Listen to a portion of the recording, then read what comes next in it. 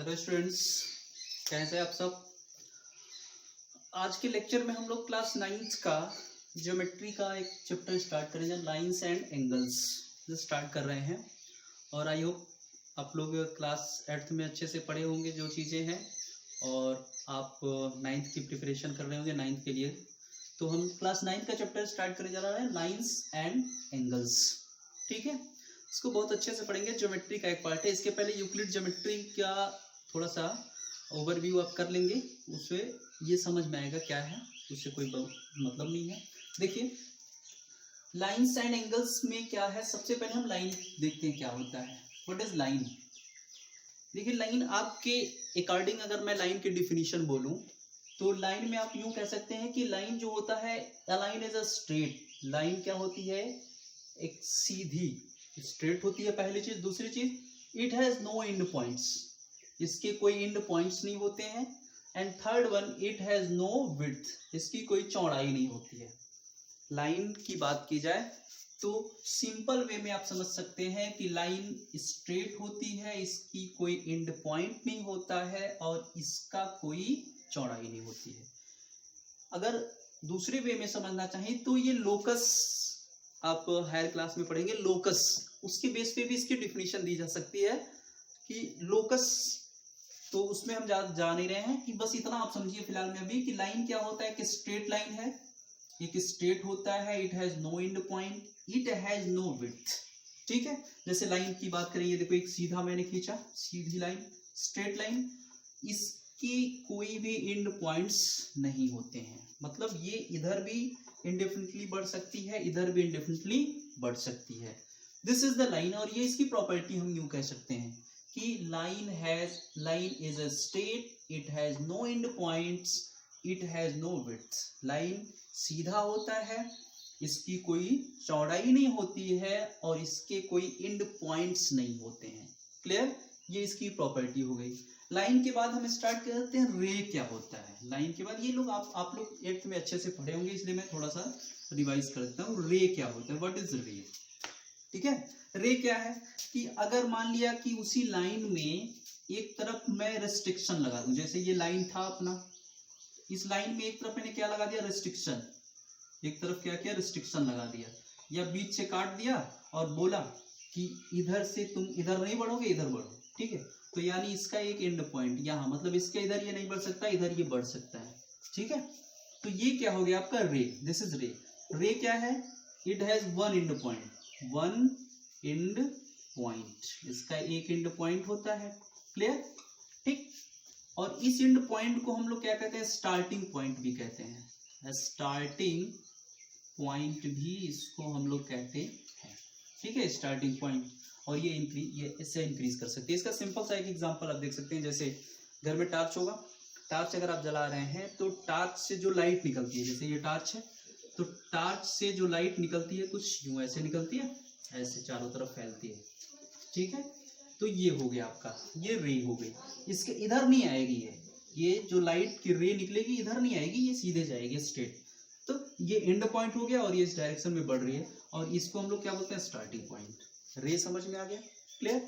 आगे देखते हैं लाइन सेगमेंट क्या होता है।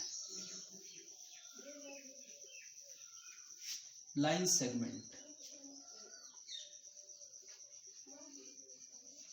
Line segment, this is any line, ये लाइन है।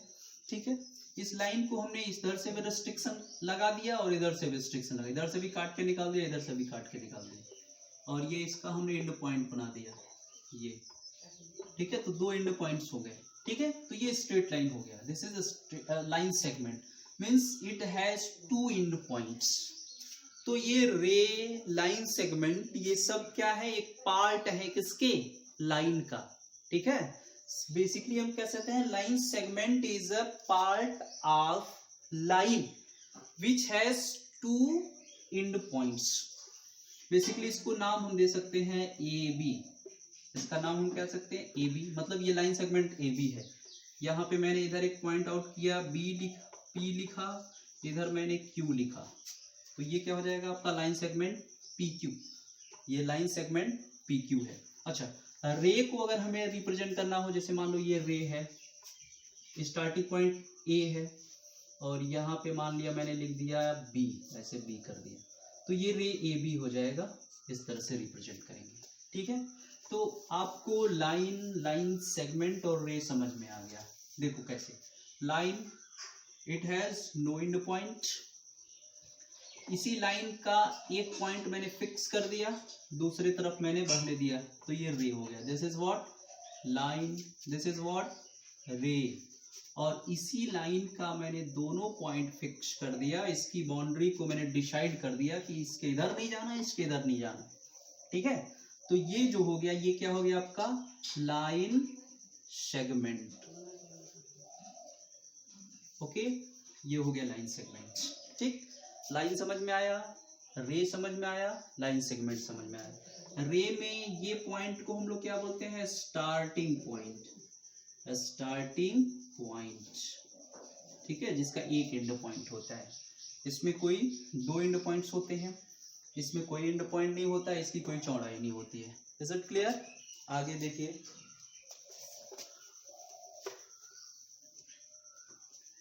इंटरसेक्टिंग लाइन क्या होता है? Intersecting line and non intersecting line. Non intersecting line, ठीक है।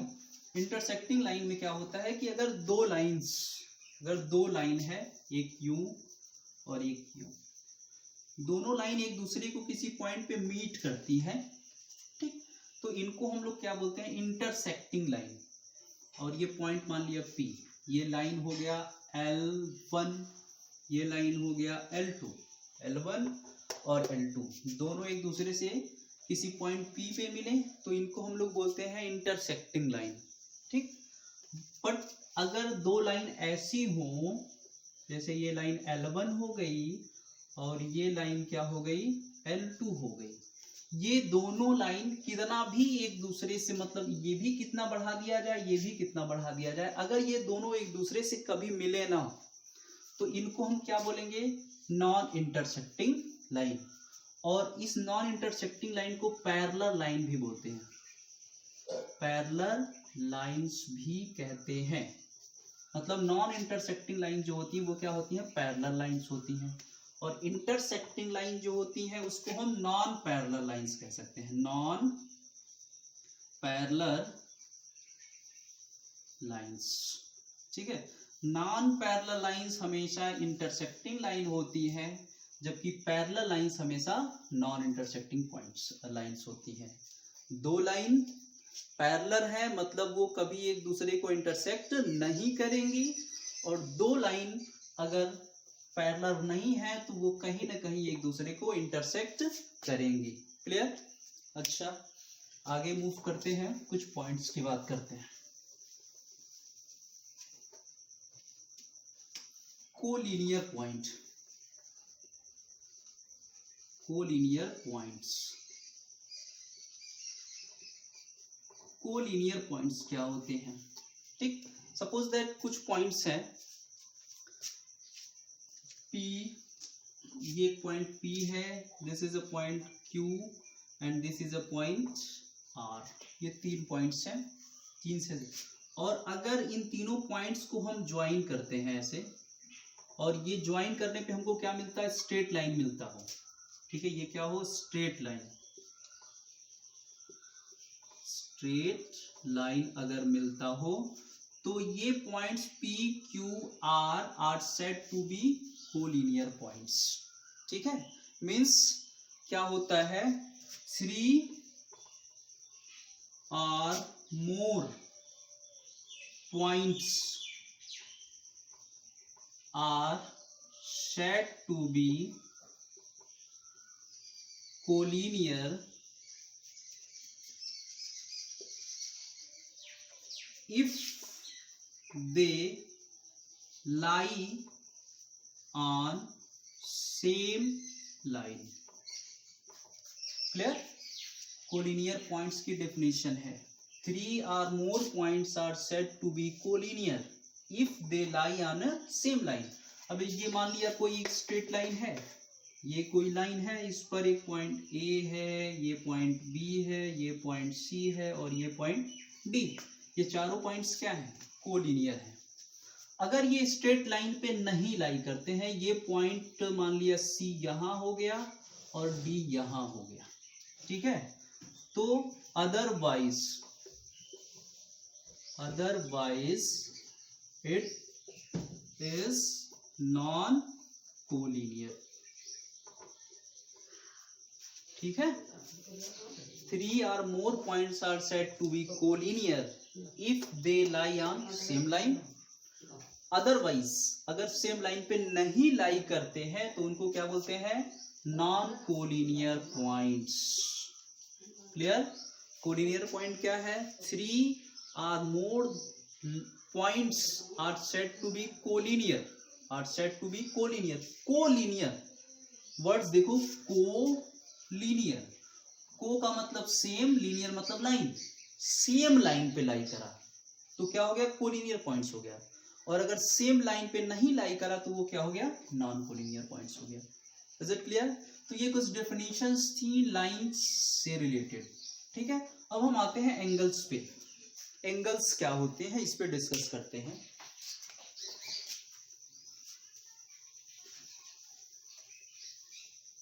तो देखिए एंगल्स को हम आइडेंटिफाई करते हैं।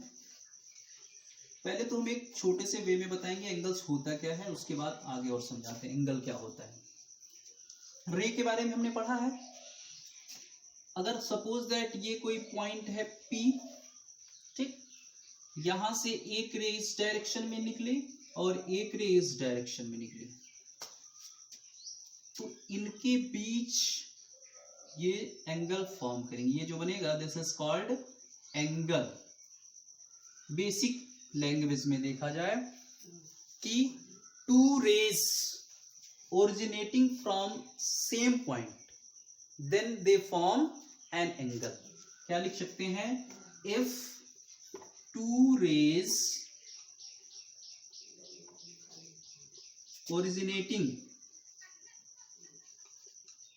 originating from same point,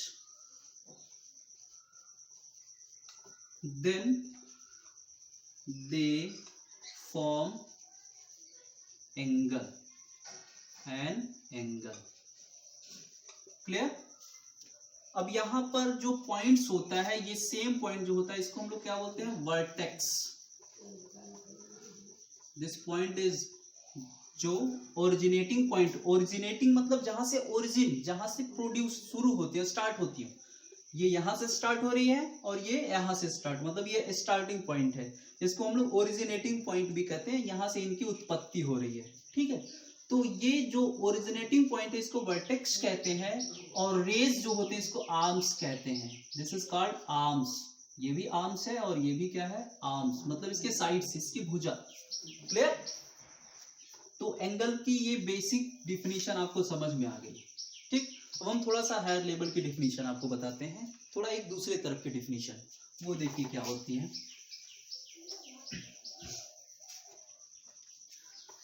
ये कोई रे है, ठीक, ये कोई रे है, मान लिया ये this is point P and this is यहाँ पे Q।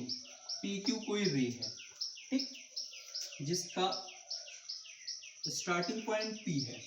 अब इस रे को मैं क्या करूं? P को फिक्स करके इसको ऐसे रोटेट कराऊं, इस रे को मैं रोटेट कराऊं, ऐसे यहां से पकड़ूं और ऐसे उठाऊं।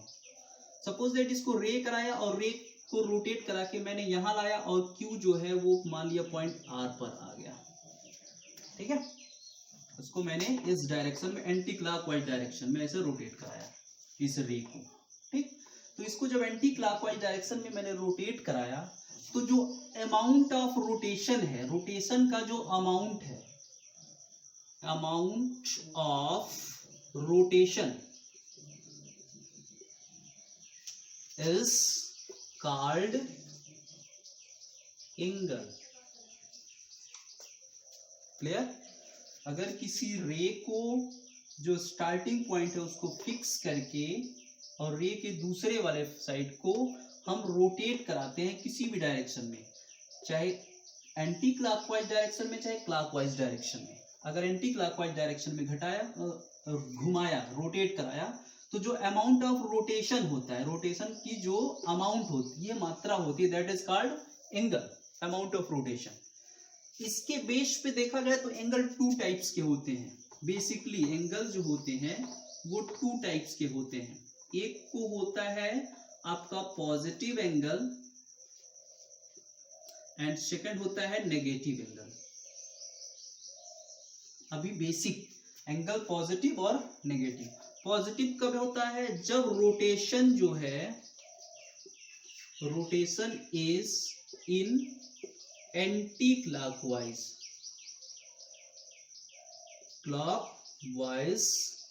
डायरेक्शन।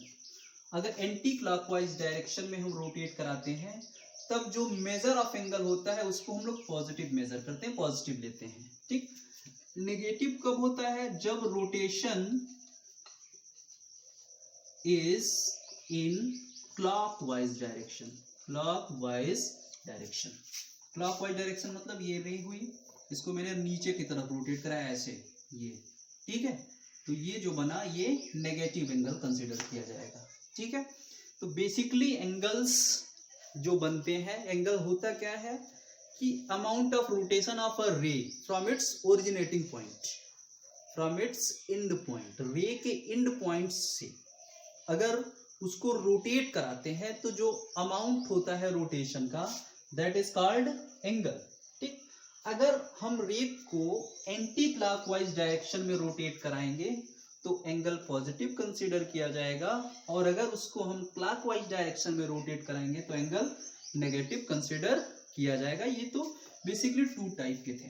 ठीक है। बट हमें अभी फिलहाल में इससे थोड़ा सा और कम में ही पढ़ना है कि इसके बारे में छोटे छोटे कि ये कितने टाइप्स के होते हैं। ठीक है। तो हम टाइप्स ऑफ एंगल की बात करते हैं। ये दो टाइप्स की हुए। अब जो हमारे क्वेश्चंस करने हैं उसमें थोड़े से हम और देखते हैं इसके types. Types of angle, types of angle, angle के टाइप्स क्या क्या होते हैं। ठीक है। तो सबसे पहले देखिए, first one is acute angle. Acute angle, ठीक, acute angle. Second one is what? Right angle, right angle. Third one is obtuse angle. Fourth one is straight angle, straight angle. Fifth one is reflex angle, and sixth one is complete angle, complete angle. ठीक है।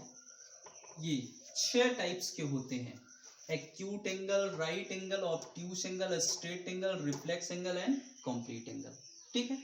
तो थोड़ा सा हम पूरा समझाने से पहले मैं आपको राइट एंगल के बारे में बता दूं। ठीक है। राइट एंगल और स्ट्रेट एंगल के बारे में बता दूं। जैसे देखिए, सिंपल सा ये बोर्ड आपको दिख रहा है, दिख रहा है। अब इस बोर्ड में अगर मैं देखूं, ये जैसे ये लाइन है इस डायरेक्शन में, ठीक, इसको मैंने क्या किया? रोटेट कराया। ये रे है, इसको मैं रोटेट कराऊं ऐसे कि ये इसके बीच में था तो ये रोटेट होकर के इसके बीच में आ जाए। ठीक।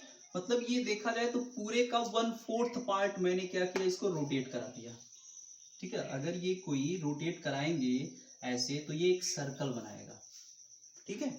तो अगर इस सर्कल का 1/4 पार्ट रोटेट कराया तो ये पूरे एंगल की जो मेजरमेंट होती है वो 90 डिग्री होता है। एंगल के जो मेजरमेंट होते हैं वो कितने होते हैं? 90 डिग्री। ठीक है। मतलब 1/4 of a circle is 90 degree. ठीक है। और अगर हाफ रोटेट करा देंगे, मतलब इधर था इस डायरेक्शन में था, जस्ट इसके अपोजिट डायरेक्शन में रोटेट कराया, ठीक, तो ये पूरा जो होगा वो 180 डिग्री हो जाएगा। ठीक है। वो कितना हो जाएगा? 180 डिग्री। तो अगर वन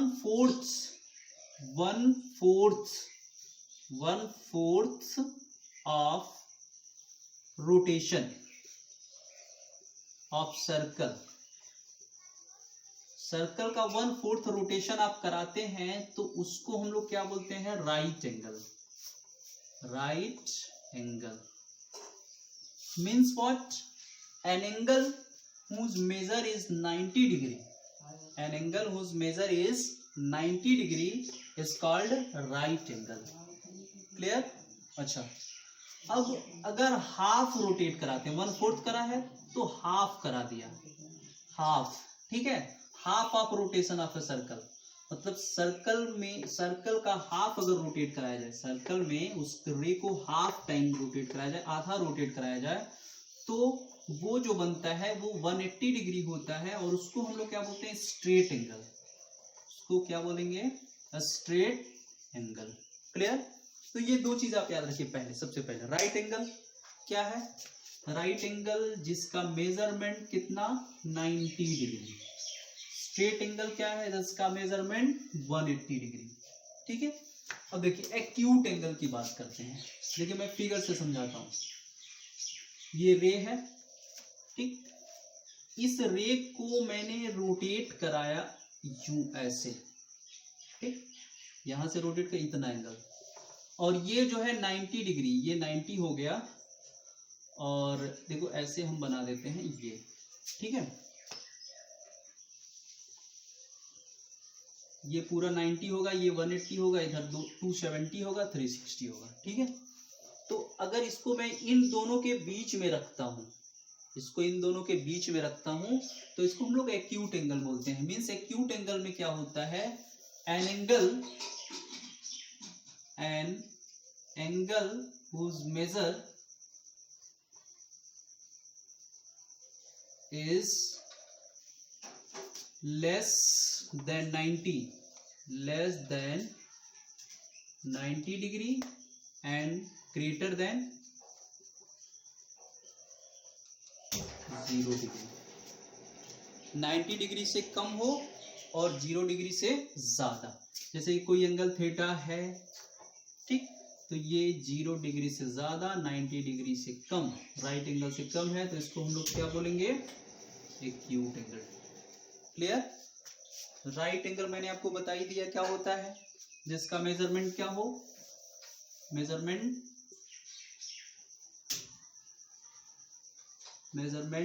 इज 90 डिग्री। यहां पे लिखो measurement is less than 90 degree. इसमें क्या है, ऑब्ट्यूस एंगल, इसका मेजरमेंट क्या होगा, इसका मेजरमेंट ग्रेटर देन 90